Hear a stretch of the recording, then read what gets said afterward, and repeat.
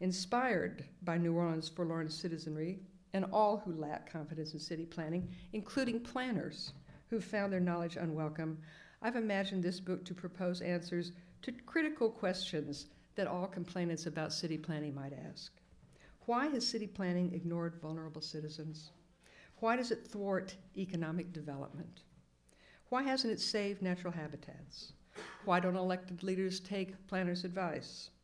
Why indeed is city planning even necessary? What good does it do? These questions are so familiar and so commonplace that one can think that there must be some trouble with how city planning is practiced. Fixing the trouble is essential because city planners perform the most important tasks of government, looking to the future, thinking how to use every asset of a city, not just to prevent bad things from happening, but to bring about good things. City planners seek to make life better in cities that are thriving and better in cities trying to recover from a storm. City planners in New Orleans deal with the same problems planners anywhere in America face. The city has sections built long before city planning was a part of government, as well as neighborhoods built only with the approval of city planners. Today, New Orleanians still agreeably participate in a romance that their town is unique, but in terms of city development, city decisions, and city problems, New Orleans isn't so unique. How a city uses its land enshrines its citizens' hopes, its laws, its procedures, and its failures to pay attention. I recognize my planner's bias is to suppose a city can correct old mistakes. Still, I think it's important to determine how New Orleans and any other city can make better land use decisions, even if in fact it can't correct what's been done before. In the post-Katrina desolation, New Orleans reveals many troubles with contemporary planning practice in America.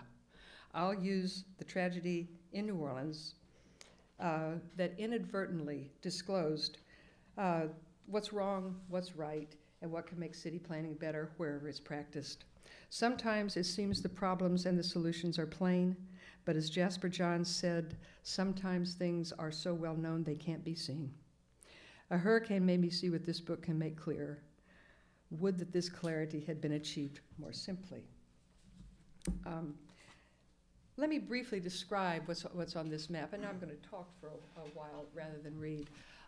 What you see on the map, well, let me ask you first, how many of you have been to New Orleans? Many of you? A lot of you, okay. On this map, it's a little hard for you to see in the back, but you'll see 2 days after the storm where the gray land is, right along here. That land was dry 2 days after the storm, whereas other parts of the city were 15 feet underwater. What's along the lake that seems dry is man-made.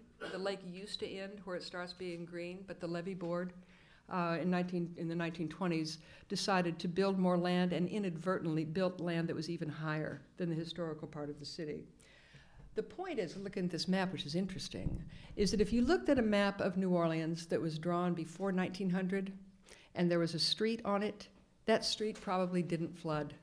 It was after 1900 that New Orleans built in this way that caused so much devastation. And if you'd like, at the end of my few remarks, if you want to talk more about this map and how it came about, then I'll happy to explain it to you.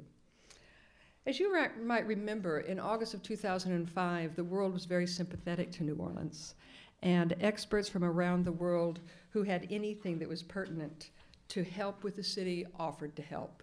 And they came with wonderful intentions. I'm going to describe the planners who came to New Orleans. And I should say, even President Bush seemed sympathetic. He came to New Orleans about 3 weeks after the storm, and he promised he would pay whatever it took to return New Orleans to its fantastic old state. Okay. The first group of planners, as I said, it was led by Wallace Robertson Todd, who the Urban Land Institute had asked to come, worked for what the mayor called the Bring New Orleans Back Commission. What they proposed was a different physical city. They looked at this map of all the green areas. The greenest areas are where it was flooded, and what they did was decide that those would become places where future floodwaters could go, and it would be connected with a series of parkways. Can you imagine what the audience who came to this meeting asked? I was there, and many of the people who were there weren't living in New Orleans. They probably didn't come all the way from Oklahoma, but they came a long way because they wanted to know when they could come back. This was presented early in January of 2006, and people in the audience said, wait a minute, where you showed the green circles where the future water's gonna go, I live there, or I did live there. My house has been ruined, what's going to happen to me? And the commission said that was something they were still working on. There were 900 people in this room, and it really devolved into a shouting match. The mayor said he was made very uncomfortable about it, and he sent the experts home. Then a little while went by, and the mayor announced finally, because there were still many people not in the city, the people who lived on the high ground were back by then. I mean, debutante parties were held in December of 2005. If you lived in the French Quarter, you were fine. With some exceptions, I'll say, but we can get to that. But the point is that the mayor really cared about the parts of the city that are iconic to tourism. Mardi Gras rolled in February of 2006. So nothing, it seemed like all the attention in the city was being paid to where wealthy people lived, the high grounds. Very little attention is being paid to these parts that were flooded. The mayor, in response to people's complaints, then issued some press releases, and he said he thought the best way to rebuild New Orleans was to let the market decide. I'm calling that a plan by planning lacuna. Let the market decide.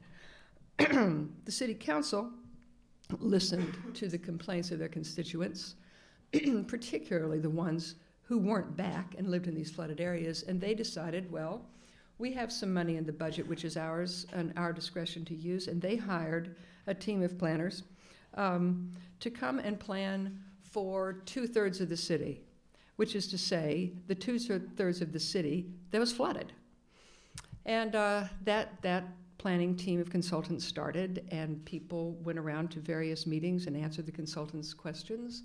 And then the federal government, who after all was going to have to come through when George Bush said that he was going to pay to rebuild the city, said, well, actually, you can't do a plan for just part of the city. You have to do a plan for the whole city, thinking what I know, at least the planners in this audience know, that fixing New Orleans was going to require the whole city to pull together. You couldn't simply think that you were lucky because you lived on the high ground and forget about the rest of it. That was the federal government's point of view, at which time the mayor announced that he was hiring 4 different teams of planners who were going to come in and write what became known as the Unified Plan.